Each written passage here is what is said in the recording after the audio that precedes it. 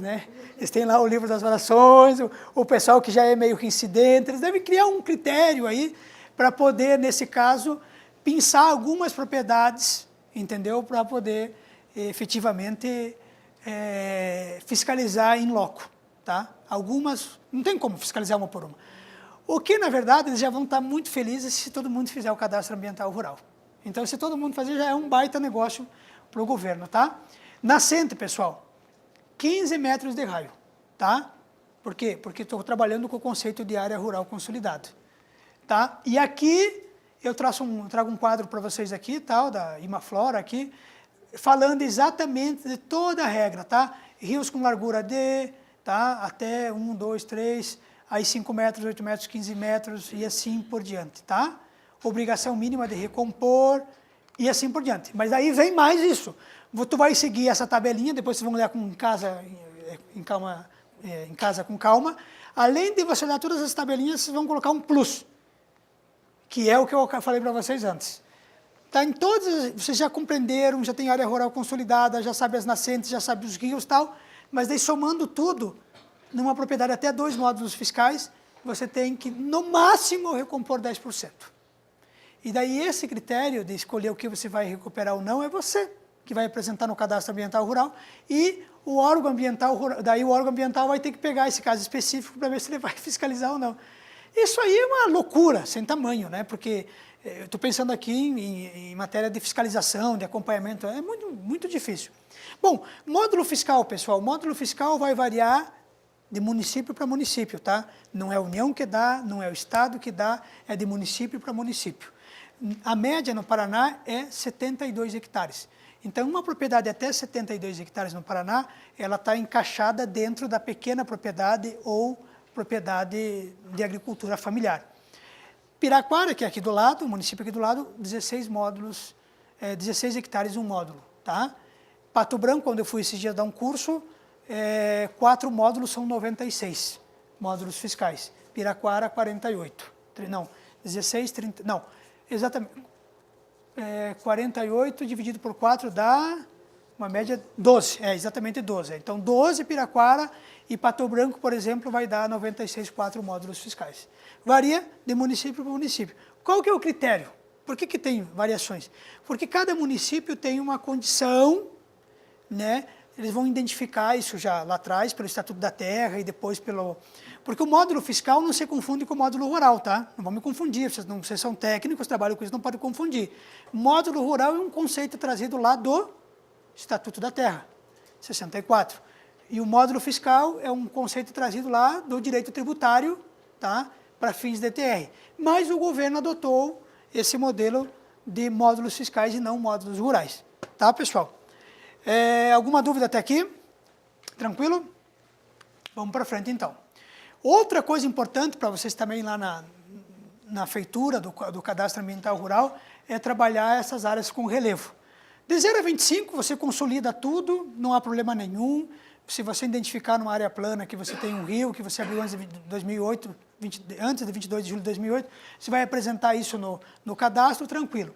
De 25 a 45 já entra naquele conceito de área rural, de área de uso restrito, tá? Que você pode consolidar tudo, não há problema nenhum. Maior de 45, tá? O que tiver acima de 45, pelo antigo código, era o quê? Área de preservação permanente, né? Pelo novo código é o quê? Área de preservação permanente, continua. Mas daí, o legislador colocou o seguinte, essas áreas aqui, tá? Que foram abertas antes de 22 de julho de 2008, tá? Até o limite de 100 metros, tá? Podem ser utilizadas.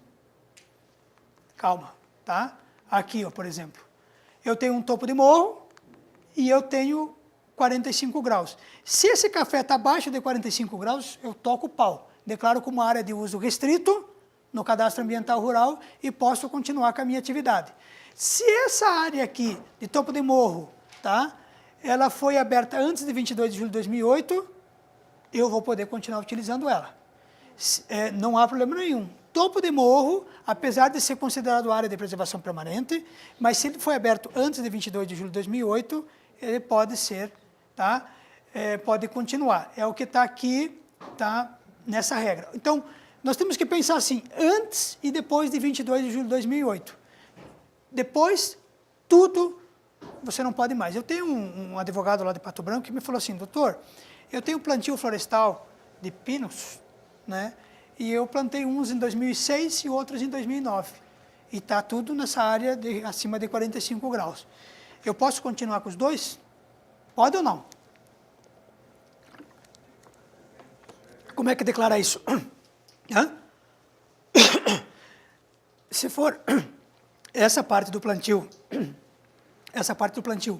antes de 22 de julho de 2008, mesmo em topo de morro, mesmo acima de 45 graus, eu continuo. Ou 2009, não. Não. Vai ter que abandonar, tá? Vai ter que apresentar isso, vai ter que recuperar aquela área, tá? E você, só um segundo, só terminar. Vai ter que continua aqui, tá? Mas essa aqui você vai ter que abandonar essa área, deixar regenerar, ou fazer um PRAD, fazer um termo de ajustamento de conduta com o órgão e recuperar aquela área. Vai lá. Quando você estava explicando da APP na parte de rios ali, na parte de rios, você falou que mesmo antes de 2008 eu teria que recuperar uma parte, mas no topo de morro não tem essa obrigatoriedade. Não, topo de morro não, só mata ciliar, tá? Porque nós temos vários tipos de área de preservação permanente. A nascente tem que recuperar, o mangue tem que recuperar, mas o topo de morro não, tá? Porque nós vamos trabalhar aqui um outro conceito, só para vocês terem uma ideia, ó. 25 graus e topo de morro. Os dois, se for antes de 22 de julho de 2008, você continua até o limite de 100 metros, tá? E isso é um cálculo cartográfico que só entra 40 na faculdade da engenharia cartográfica e só... Quantos vocês formou? Uns 5? É um dos cursos mais difíceis para você fazer. Eles, para fazer formatura, juntam 3, 4 turmas, não é verdade? Não junta 3, 4 turmas para fazer formatura? Nem formatura eles conseguem fazer porque não tem gente. É verdade, porque é um curso extremamente difícil, começa a 40 e forma 5. Então, essa questão aqui, pessoal, eu como advogado para vocês, até vou pedir a ajuda do Flávio aqui, Flávio, né? Flávio, para poder explicar para vocês. Como é que calcula o que é um topo de morro, tá? Na legislação é um conceito terrível, assim, de você entender. Mas, basicamente, traduzindo, tem um terço inferior, um terço médio e um terço superior. Pelo ponto de sela aqui, ó, o que tiver acima disso aqui é topo de morro. Se for depois de 22 de julho de 2008, você tem que conservar e não pode continuar com a tua atividade. Se for antes, você pode continuar. Até o limite de 100 metros. Flávio, como é que chega nesse limite de topo de morro até o limite de 100 metros? Você consegue explicar para o pessoal de uma maneira bem prática e simples, assim ou não? Lembro não. É só calculando isso, não é uma coisa simples, de olho que você vai, entendeu? Eu trago um outro exemplo aqui para vocês, ó, em relevos ondulados, ó. Tá vendo, ó? 1 terço, 2 terços, 3 terços. Esse é a área de preservação permanente e o topo de morro. A partir, tem vários, ali na legislação tem vários critérios, mas um critério para você eleger, para conseguir calcular o teu topo de morro, é o ponto de sela. Depois eu vou pegar ali e vou ler para vocês, só para não... Valéria, você que é uma moça inteligente, você procure aqui para nós o que diz aqui na legislação, aqui para a gente ler para o pessoal, para a gente não perder tempo, porque nós temos coisa para ver ainda. Se for menor que 100 metros, então não é? Hã? Se for menor que 100 metros, não é? Não, está dentro dos 45 graus. Se for antes de 22 de julho de 2008, você consegue utilizar, senão, você não consegue utilizar. A regra geral é que até 45 graus, abaixo de 45 graus, você pode utilizar. Tá? De 45 a 25, área de uso restrito. Você vai usar em práticas agronômicas sustentáveis, práticas sustentáveis. Abaixo de 25 graus, não há nenhum impedimento. De 25 a 45, essa pequena restrição, e acima de 45, restrição total.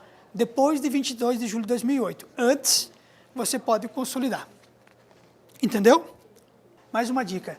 Eu tenho uma situação assim que de ecoturismo, vocês meninas que são do Ministério e da Secretaria Estadual, o código prevê que mesmo em área de preservação permanente, bom, a área de preservação permanente você tem que preservar, né? Não conservar, você não pode tocar. Conservar, você conserva a área de reserva legal. Preservar é não tocar, tá? Absoluto. Mas mesmo em situações específicas, tá? Como diz o parágrafo 12 do artigo 61A, quando não há risco, tá? não esteja em área de risco que ofereça risco à vida ou à integridade física das pessoas, o órgão ambiental estadual pode deixar o teu empreendimento, a tua casa, a tua infraestrutura em área de preservação permanente sem obrigação nenhuma de recuperar a área de preservação permanente, mesmo que esteja nos mínimos de 5 metros, como é a área rural consolidada. Então, essa previsão pode acontecer, mas tem que ser autorizada pelo órgão ambiental, tá? Vai ser admitida a manutenção de residências, infraestrutura, toda atividade associada à agro-silvopastoril, ecoturismo rural, inclusive as atividades independentes das determinações do parágrafo 107, que fala de área de preservação permanente, topo de morro, uma certa coisa. Tá aí? Do topo dos morros. Exatamente. Então, você pode e não, o órgão excepcionalmente pode permitir que você não faça nada de recuperação, tá? Isso pode acontecer. Olha o conceito de topo de morro, tá? É uma coisa maluca, é o artigo 4º, inciso 9º. Nos topos de morro, montes e montanhas e serras, com altura mínima de 100 metros, tá? E inclinação média maior que 25 graus, as áreas delimitadas a partir da curva de nível correspondente a 2/3, 2/3 da altura mínima da elevação, sempre em relação à base, sendo essa definida no plano horizontal, determinado por planície ou espelho d'água adjacente, ou nos relevos ondulados por cota de ponticelas mais próximo da elevação. Isso aqui o caboclo lê, ele fala sim, sim senhor. O cara só fala sim senhor, porque não dá, né? Então é um conceito difícil, não é? Mas traduzindo vai ser exatamente o que nós estamos falando aqui, o ponto de cela, primeiro terço, tal, e assim por diante. Que vai chegar a esse cálculo aqui, tá? Só para vocês entenderem. Pessoal, até aqui tranquilo? Tá? Vamos lá então. Construção em beira de lago. Vamos pensar que aqui é o nosso lago lá de Brasília, tá? Das meninas aqui de Brasília, tá? Nós temos 3 situações aqui, tá? Nós temos uma situação que não tem área consolidada, seja ela urbana ou rural, e quando não tem área consolidada urbana, qual a regra que segue? 4º ao 9º, tá? Mesma coisa, começa com 30 metros e assim vai. Vai depender da largura do rio, né?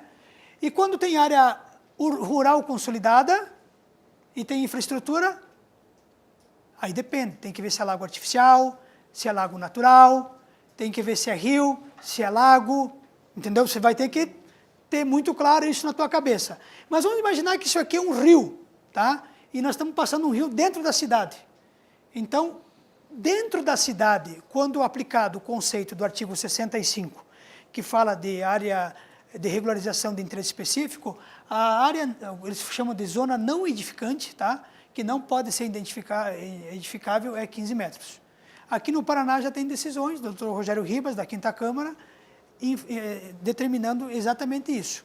A área urbana consolidada, tá? Aonde, aqui não tem muito a ver com o cadastro ambiental rural, mas é importante para vocês, né? Vocês que têm casa na praia, ou casa em lagos artificiais, ou naturais, tá? Vocês saberem aqui em áreas urbanas, ó, né? Então, você não pode construir, ou tem que recuar 15 metros, tá? Tem que fazer essa adaptação, de qualquer forma. E quando não tem nada, começa com a regra de 30. Pessoal, é possível fazer intervenção em área de preservação permanente? É possível ou não? Hã? Sim. É regra? Não.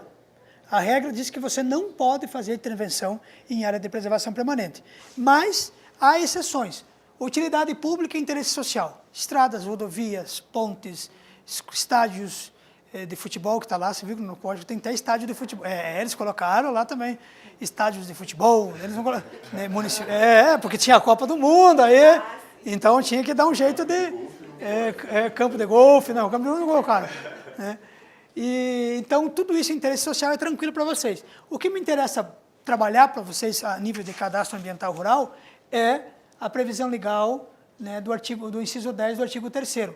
Abertura de pequenas vias de acesso, pontes e pontilhões, está vendo lá o que você me perguntou, é possível, travessia de curso d'água, acesso de pessoas e animais para obtenção de água. Então, assim, quando você tem gado, vocês vão fazer... Porque, veja, o cadastro ambiental rural não é só fazer o cadastro, você tem que orientar o sujeito lá no interior. É regularização do imóvel rural. É muito mais do que só fazer o cadastro. Fulano, nós vamos fazer o seguinte, vamos declarar que aquela tua área é rural. Você tem boizinho aí? Tenho. Então, nós vamos a tua propriedade é até um módulo fiscal, você vai ter que preservar 5 metros, tá? E você tem gado? Tenho. Então, você vai ter que cercar a tua área da pecuária com a tua área de preservação permanente para o teu gado não ir lá pisotear na área de regeneração. Aí eu pergunto para vocês, mas doutor, puta vida, eu uso lá na minha propriedade, eu preciso de lenha. Eu posso cortar da área de preservação permanente? Não. Doutor, então já que eu não posso cortar da minha área de preservação permanente e eu tenho que recuperar a minha área de preservação permanente, eu posso recuperar ela com exóticas? Sim ou não? Hã? Hã? Não, não estou falando de reserva legal. Eu estou falando da área de preservação permanente. Reserva legal, pode ou não? Não tem um negócio que se for área degradada, que não tem a capacidade lá. Pode, pessoal. Você não pode recuperar ela toda com exótica. Pode fazer plantio intercalado, porque o código falou assim, teu nome mesmo? A Letícia é uma pequena agricultora familiar que vive com o seu esposo e pesca lá e tem uma atividade de subsistência, então ela é agricultor familiar. O agricultor familiar, há uma previsão lá no código que permite que ele também recupere, tanto com nativa, mas também com exóticas, a sua área de preservação permanente.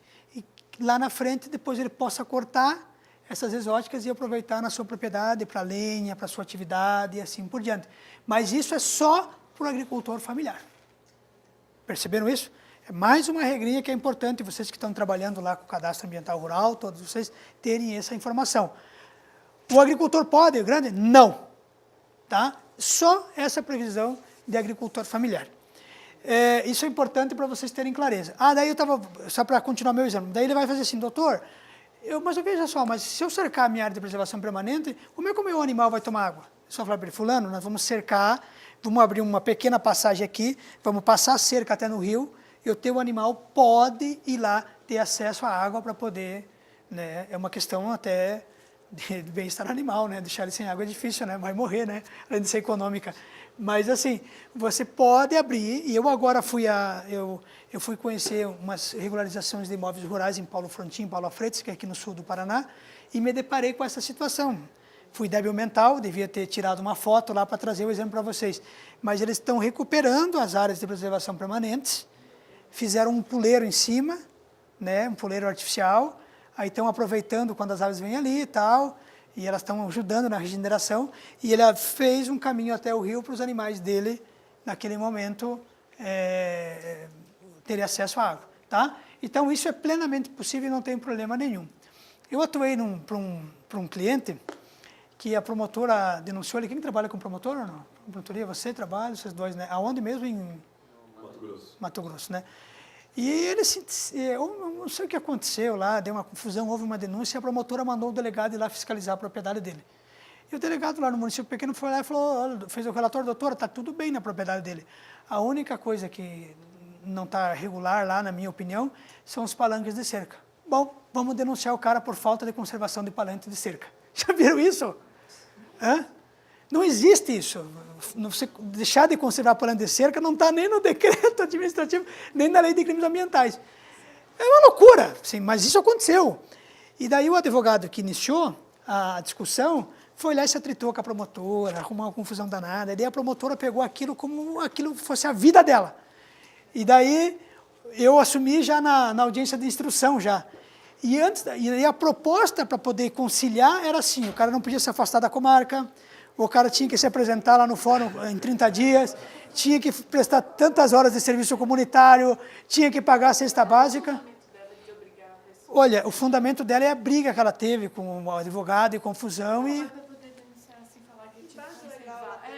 Não, é uma loucura, mas, gente, nem tudo na vida tem base legal. Isso é assustador. Eu estou agora advogando para uns proprietários que o cara pegou e fez um estudo em cima daquilo e falou que aquilo é tudo área de vegetação, estágio avançado, que não podia abrir, que não sei o quê. E daí teve audiência pública, daí questionaram ele, fulano, mas você conhece o empreendimento? Não, eu nunca fui lá. Mas você já viu aquele tipo de vegetação? Não, me falaram, o pessoal que veio até mim, que parece que é desse jeito. Então fica, não parece aqui. A juíza deu liminar, mandou bloquear a licença e tudo. Muito complicado isso. Bom, aí eu fui lá, me lembro até hoje, acho que nesse exemplo, assim, eu cobrei para fazer o primeiro e o segundo grau, cobrei um valor X, assim. E eu fui lá, falei, poxa vida, fui um dia antes, tá? Fui lá, abracei a promotora, no bom sentido, evidentemente. Falei, doutora, vim aqui, eu sou um novo advogado, queria conversar com a senhora, para lá, que fatalidade e tal. Eu já trabalhando ali no campo da mediação para evitar, né? E conversei bastante com ela, não fiquei atritando, porque eu não sou débil mental, não quero ficar carregando o processo nas minhas costas a vida inteira, né? Falei, doutora, vamos tentar achar uma solução para isso, tal. No outro dia, na hora da audiência de instrução, eu fui fazer a audiência, o juiz pergunta, né, antes de fazer a instrução, olha, há a possibilidade de fazer acordo? Aí a promotora falou assim, vou contar para vocês uma novidade, eu fui promovida. Eu estou indo embora, então vamos esquecer esse caso aí, não tem problema nenhum. Aí eu cheguei e contei para o meu cliente, ele foi me pagar, mas Alessandro, como é que você vai me cobrar por isso? Não, isso vai pela sorte do bom advogado, pô. Cada um, tem gente que cria conflito, entendeu? Não é verdade? Tem gente que... É a sorte do bom advogado. E a sorte do bom advogado se transmite no quê? Na habilidade de saber conduzir as coisas. Né? Mas é simples isso. Né? Aí, eu falei, pô, eu resolvi o teu problema. Você ia para o segundo grau, você ia ter que fazer apelação, não sei o quê, para lá. Você ia se incomodar com isso. Bom, mas isso é para dizer o seguinte, que existem determinadas situações que são absurdas, tá? Então, podem ficar tranquilos que deixar de conservar os planos da cerca não é crime ambiental e vocês não vão ser... Né? Eu acho um grande desafio essa aplicação do carro, considerando também a falta de conhecimento, né, que a maioria dos pequenos proprietários rurais tem. É difícil. Não, né? esse cadastro ambiental rural, a minha família tem vários tios agricultores. Nenhum agricultor consegue fazer, mas nenhum. Olha, eu estou conversando com vocês aqui, aspectos práticos do cadastro, não é assustador se você parar para pensar? Dá para eu cobrar R$120 para fazer um cadastro ambiental rural? Porque eu estou mostrando a ciência para vocês aqui do que vocês têm que fazer para poder regularizar o imóvel. Vocês estão percebendo a quantidade de coisas? Então, porque eu não me preocupo em mostrar para vocês aqui o CAR. Aqui você vai colocar posse, aqui você vai colocar propriedade, aqui você vai... Isso não é problema, isso aí, depois que você está com a informação, você vai lá e alimenta. Alimentar a CAR não é... O detalhe é a questão desses efeitos práticos, tá? Claro, é fácil desenhar, Valéria? Quando você tem aqui, ó, vamos pensar, esse quadrado aqui, ótimo, entendeu? Você vai lá no canto, você vê, passa ali e tal, tá aqui identificado, excelente, mas isso é 1% dos 99, entendeu? Tem área que você não tem essa delimitação. Não tem. Você não tem como dizer Entendeu? que a área do cara é aquela ali. Não, então, isso não é para gente que trabalha no dia a dia com isso. Então, pessoal, reserva legal, deixa eu falar para vocês assim, no CAR tem que declarar. Eu escutei no jornal, li no blog, não sei o que agora até 4 módulos fiscais não precisa de reserva legal. Mentira, toda propriedade precisa ter reserva legal e tem que declarar a reserva legal no CAR. O que acontece, pessoal, já vou mostrar para vocês, lá no artigo 67, é que as propriedades que têm até 4 módulos fiscais não estão obrigadas a recuperar os percentuais exigidos no artigo 12. Calma, já vou explicar isso com uma imagem satélite para vocês, tá? Mas a regra geral é que toda propriedade tem que ter. E a propriedade, a reserva legal, vocês têm consciência disso, é de vegetação nativa, né? Eu não posso apresentar no meu CAR 50% de pinos, 30% de eucalipto e 20% de nativa. Não. Você vai apresentar a área de vegetação nativa. A reserva legal na Amazônia vai trabalhar com esses 3 categorias, 80%, 35% e 20%, tá? E demais regiões do país, 20%. Professor, mas como é que eu tenho uma propriedade dessa, que ela está meio no cerrado e meio no... Né? Como é que eu faço? A porcentagem que está na Amazônia Legal se pergunta com 80%. Exatamente isso. Né? Professor, eu tenho um CAR que a minha propriedade começa num estado e termina no outro. Em qual estado que eu declaro? Aí, eu estou orientando que aonde tem mais área, você declara você faz o seu cadastro. Sobre a questão da floresta, Você tem 2 propriedades. Por mais que você use uma vai estar no registro imóvel de um estado e do outro. Você não tem como ter uma Fisicamente você pode trabalhar como uma propriedade só, você não pode trabalhar ela como Exatamente. É isso que eu ia falar, tem esse segundo critério por conta da... Então é uma confusão essa questão do cadastro ambiental rural, que muitas coisas eles vão ter que ter bom senso para poder ajustar essa realidade, né? Bom, aí vocês vão trabalhar para o bioma, né? Então a reserva legal ela vai trabalhar no critério de bioma e não mais no critério de bacia, ou obrigatoriamente como era na lei anterior.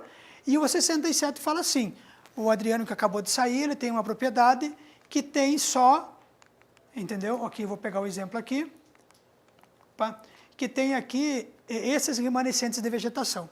Vamos pegar o exemplo do Adriano aqui. Ele tinha uma propriedade até 72 hectares. Pelo antigo código, ele teria que ter quanto de reserva legais? De reserva legal? 14 e uns quebradinhos de reserva legal. É isso, né? Mais ou menos, 20%. Pelo novo código, como ele se enquadrou dentro da pequena propriedade rural, ele vai apresentar como área de reserva legal, lá no CAR, o seu remanescente de vegetação em 22 de julho de 2008. Se ele tinha só esse capão aqui, ó, que dá meio hectare, é esse meio hectare que ele vai apresentar, né? Somando tudo, dá 1 hectare, mas você é 14 pela antiga lei, não importa. Pelo novo código, até 4 módulos fiscais vai ser o remanescente de vegetação. Aí vem uma pergunta que não quer calar, mas professor, se eu não tenho nada? Hã? Se eu não tenho nada? Se eu não tenho nada, eu tenho que ter 20. Ó o que a letra diz. Ó a letra da lei. Vamos ler junto aqui, ó. Nos imóveis rurais, com até 4 módulos, que possuem remanescentes de vegetação. Se você não possui nada, como é que você vai apresentar como aquilo? Então, quando não possui nada, nós estamos entendendo, até escrevemos isso no livro, que o sujeito tem que ter 20% de área de reserva legal. Aí vai ter que ter a obrigação legal. Quem não tem nada vai ter que ter tudo. Quem tem um pouco pode ficar com aquele pouco. Pode apresentar um pouco. Hã? Como? Não, é que quem tem um pouquinho não precisa recuperar mais nada. É aquele que você não mesmo. Quem tem, sabe, 14, tem 1. Você vai apresentar aquele número 1, aquele 1 hectare como área. Essa vai ser a tua reserva legal, tá? Até 4 módulos fiscais. Acima disso, a regra é a regra geral, tá? Então, não é que você está desobrigado de ter a reserva legal, você está desobrigado de recompor a tua reserva legal, né, podendo-se limitar a vegetação existente em 22 de julho de 2008. Tá? É para viabilizar as pequenas propriedades rurais. Beleza, pessoal? Vamos lá rapidinho. A exploração econômica também, isso é importante na regularização do imóvel, você pode explorar a tua reserva legal, né? Pinhão, aqui no Paraná, erva mate e palmito, seriam as 3 coisas aí que você pode explorar. E também fazer o corte seletivo de vegetação na tua área de reserva legal, sobre 2 aspectos que eu já vou tratar com vocês. E agora vem aqui o que é importante o que é importante, depois na outra apresentação, são mais 150 slides que eu vou apresentar para vocês, né? Na outra apresentação é o seguinte, você não precisa mais averbar a tua área de reserva legal no cartório de registro de imóveis. Está claro isso para vocês, né? Alguns estados, a Associação de Cartórios entrou com uma medida dizendo, peraí, o cadastro ambiental rural é publicidade ambiental para o órgão ambiental. A averbação de reserva legal no cartório, na matrícula do imóvel, é publicidade imobiliária. E como não foi revogado o artigo 152, B, C, alguma coisa que não me lembro aqui, lá da Lei de Registros Públicos, então, além de você fazer o cadastro ambiental rural, você também tem que ir lá e averbar a área de reserva legal. Alguns estados, eles conseguiram decisões judiciais e a pessoa está sendo obrigado, por força de decisão judicial, também averbar a sua área de reserva legal na matrícula do imóvel. No Paraná, entraram com 2 ações e perderam as 2. Tá? A averbação da reserva legal é de graça? Não. A averbação da reserva legal era de graça entre a publicação da lei e até a entrada em vigor do cadastro ambiental rural. Então, quem fez a averbação de reserva legal, o cartório não podia cobrar absolutamente nada. E daí, eu estava falando o seguinte, que você está desobrigado de averbar a tua matrícula no cartório de registro de imóveis, né? Na matrícula. Mas tem alguns estados que a Associação de Cartórios está entrando com medida judicial e está conseguindo, e você, além de fazer o cadastro, você tem que fazer a sua averbação. Veja, pessoal, o cadastro ambiental rural, ele não é por matrícula. E ele não é por imóvel, tá? No conceito econômico do Estatuto da Terra. Estou fazendo aqui uma piadinha com vocês. É assim. Se você tiver uma matrícula, uma do lado da outra, mesmo que tenha divisão por rio, é um cadastro só. Tá? É o que diz o Código Florestal. É o que diz o conjunto, o decreto. Isso é o que foi passado no treinamento. Tem uma parte jurídica, então, né? Aham. Mas já vou ler isso aqui com calma, tá? Mas assim, isso é importante, lá depois na minha outra apresentação eu vou mostrar para vocês. Eu tenho 10 matrículas, uma do lado da outra. O conceito que o Código Florestal emplacou, submeteu, que é o conceito econômico da propriedade rural. Então, se o meu imóvel rural, um do lado do outro, compõe 10 matrículas e o aproveitamento do imóvel rural está dentro dessas 10, é um cadastro ambiental rural. Você vai fazer 2 cadastros ambiental rural quando a Lina tem um imóvel ali 20 quilômetros do sul da cidade, do município, e o Adriano, são marido e mulher, por exemplo, são sócios, né, o que seja, tem outro imóvel lá 10 quilômetros, 3 quilômetros, 4 quilômetros. Mas quando tiver uma do lado da outra, como estão os meus dedos aqui, ó, tá? É um cadastro ambiental rural só. É melhor você colocar uma de cada parente de família para diminuir o tamanho da propriedade. Se encaixar por exemplo, 4 módulos, né? Então, eu vou mostrar um exemplo para vocês. Propriedade? O proprietário do imóvel não tem uma legislação que trata lá do período da transferência? Exatamente. Veja, tudo isso vai... Eu já vou... Acho que deve estar aqui na frente, aqui, ó. Olha aqui, ó. O parágrafo 1º do artigo 12, ele fala assim, em caso de fracionamento do imóvel, a qualquer título, tá?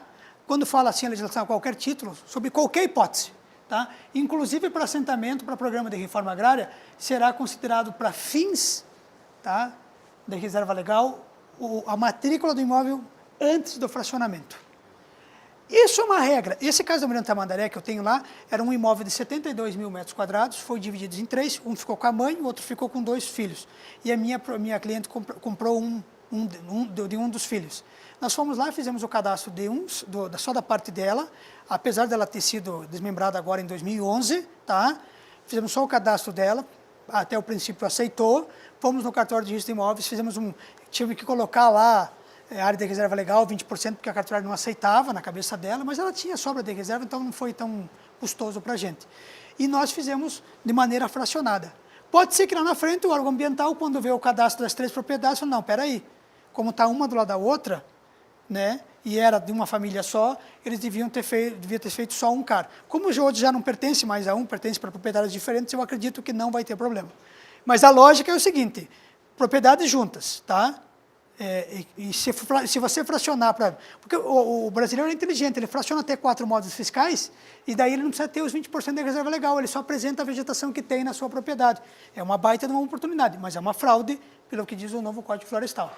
E isso é por causa do desmembramento.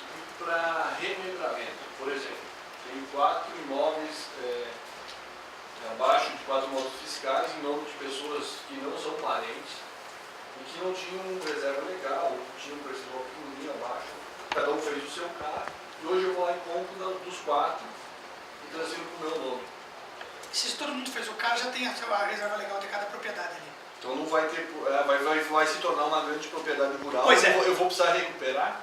Não, porque quando você faz o CAR, você já vai apresentar a tua área de reserva legal. Vamos supor que não está nos 20%, né? Somando as 4 matrículas vai dar 10%.